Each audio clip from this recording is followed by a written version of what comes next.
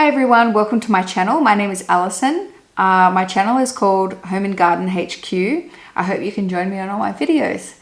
I'm 36 years old. I live in Sydney, Australia. I actually live in southwest Sydney, and I struggled to find a lot of local content on the internet about homesteading skills or cooking, preserving, gardening, and especially going to sales and thrifting and just what good deals there are around in Sydney and how to save money. So I thought, well, if I can't find the content, surely other people are searching for it too. So I decided to just make my own videos. So please let me know what you think.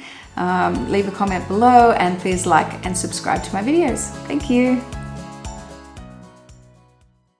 Today's video will teach you how to make your own rhubarb barbecue sauce and preserve it as well.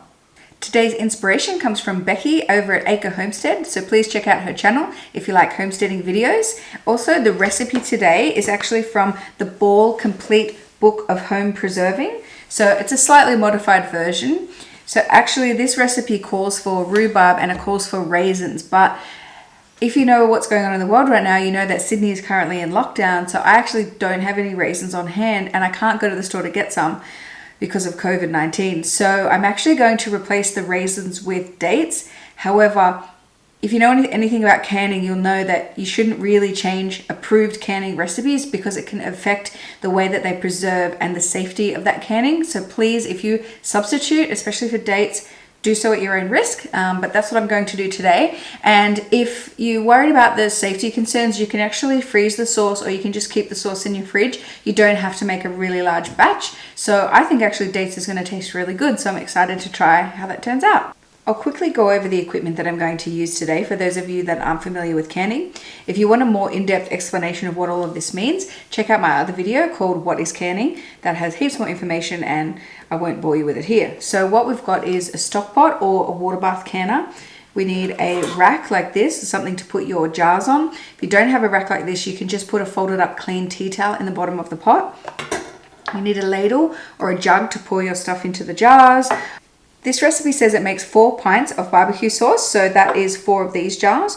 I'm going to make 2 smaller jars instead of 1 large jar, just so I've got some to give away as gifts. So an Australian conversion of what these are. So this is a pint jar, which is 16 ounces, which is 480 mils. This is a half pint jar, which is 8 ounces, which is 240 mils. So this recipe says it makes about 4 of these, which is 1.9 liters of sauce, which I think is pretty good.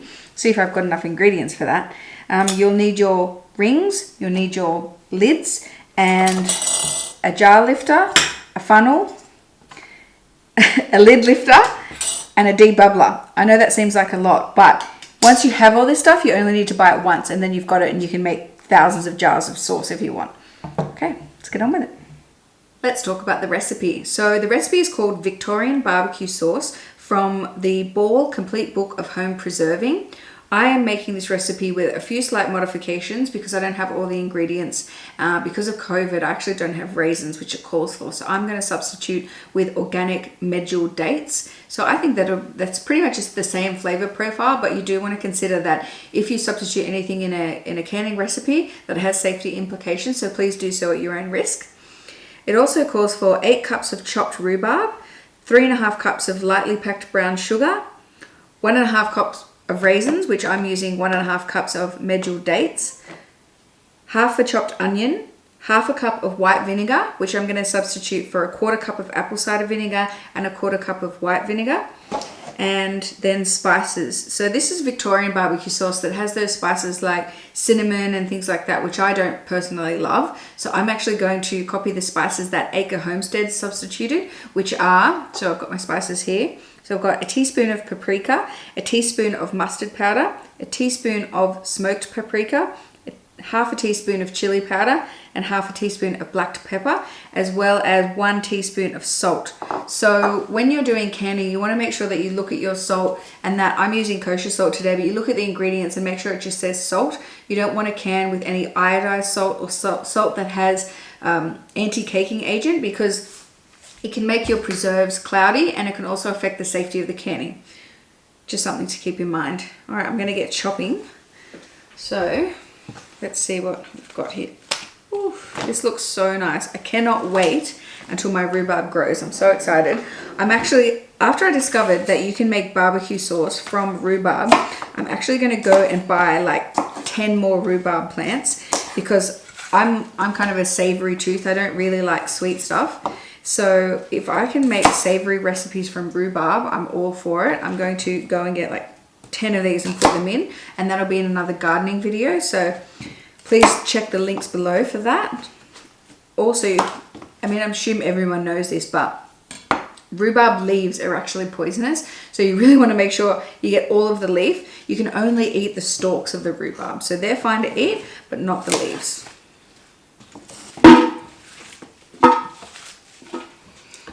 I always save all my scraps for the compost. You don't want to waste any of that. That's really good stuff. So because we're making sauce, you don't actually need to chop this any special way, just kind of into 2-centimeter pieces. It's pretty rough because we're actually going to use an immersion blender to blend up the whole sauce at the end. So don't stress too much about how to cut it. I'm gonna wash this. Whoa.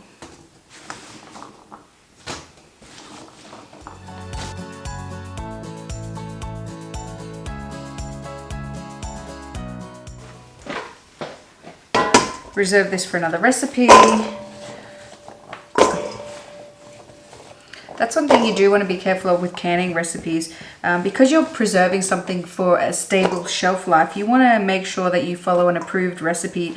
And if you change ratios of sort of fruit or vegetable to sugar and vinegar, that's kind of dangerous. You want to keep them the same. Spices and things you can change a little bit. Now, just going to chop up some onion and put in the rest of the ingredients. Ugh. Make sure you get yourself a container with a bigger lid.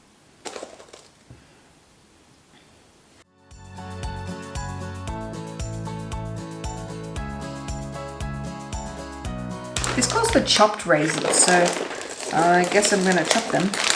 I really don't think you need to.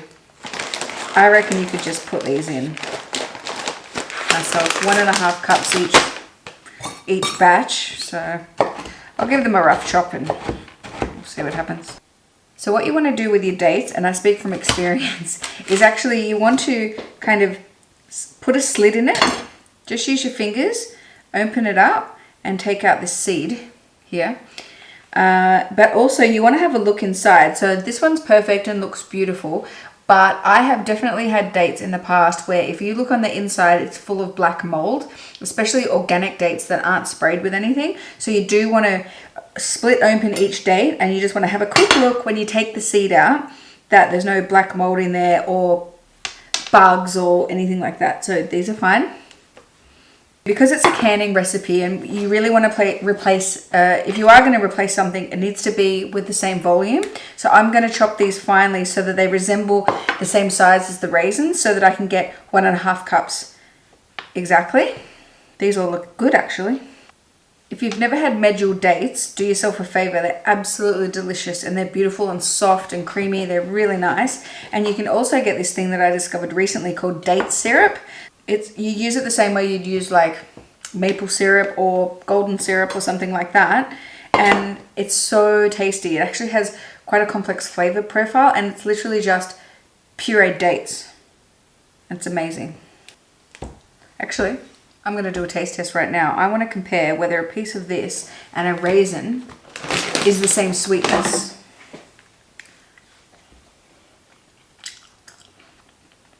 Wow. Those are pretty sweet. This sauce is going to be very sweet. The date is slightly less sweet, less sugary, and a more complex flavor. That's why I think it's going to be absolutely amazing in this barbecue sauce. I'm really excited to try it. Yum. I will make sure that we use exactly the same spices in both recipes so that the taste test is exactly the same. So everything will be the same except for the raisins and the dates. So I'm going to duplicate these spices. So these ones I'll put into, yeah. All that's left to do now is to put this on the stove for half an hour, bring it to the boil, and then boil it or simmer it, you know, a gentle boil for half an hour, and Reduce it to a consistency of a thin commercial barbecue sauce.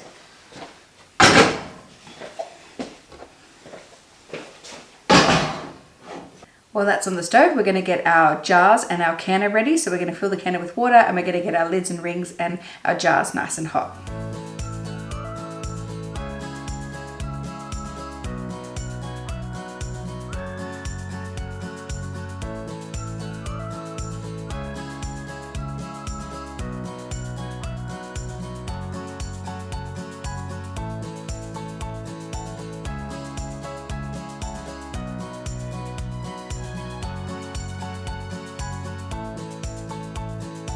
One thing you do want to be careful of is because there's a lot of sugar in here and not a lot of liquid, you don't want to blast it on high. You want to sort of maybe do it on low to medium just to get that sugar melted before so it doesn't burn on the bottom.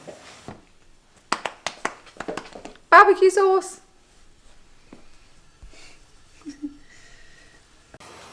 We're ready to can. So it's been going for about half an hour. It looks really good. It's got good color, nice and thick. Not too thick though, because you want when you're canning, you want it to be sort of like a medium consistency so that the heat can penetrate the jar so that it's safely canned. Okay, just got my immersion blender. I'm going to just blend this up so it's nice and smooth.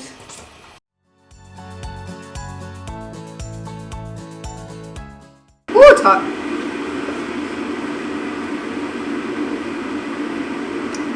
It tastes amazing. Oh my god. Wow.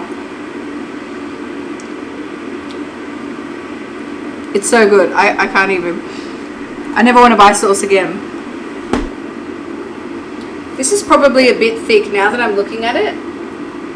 Next time I'd make this a little bit runnier. I'd probably add some water, but it's a bit late now, so I'm just going to go with it. But it's a really thick barbecue sauce. But yeah, it could be a bit thinner, I think. Easier for canning, more safe. So my jars have just come out of the oven, so they're hot jars and hot liquid. You want to make sure everything is hot because it's going into hot water and you don't want to crack it. You don't want to put hot sauce into cold jars because they will break.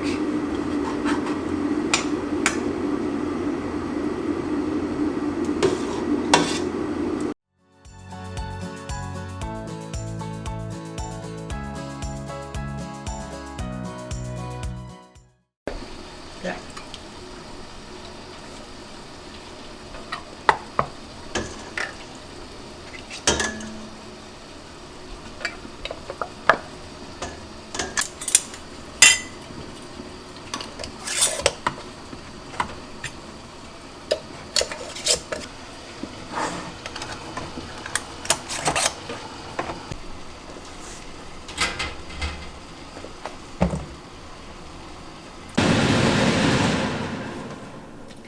"15 minutes is up, so I'm going to take these out of the water.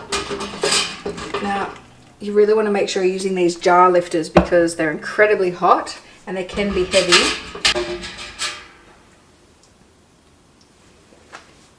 So that's what we ended up with. We ended up with 4 pints and 3 half pints. Thanks for joining me in the kitchen today to cook this rhubarb barbecue sauce. I'm so happy with the way it turned out. It looks amazing. I cannot wait to eat this. I am going to work on a modified recipe with less sugar because it tastes really nice, but it is very sweet. So I'll maybe do another video.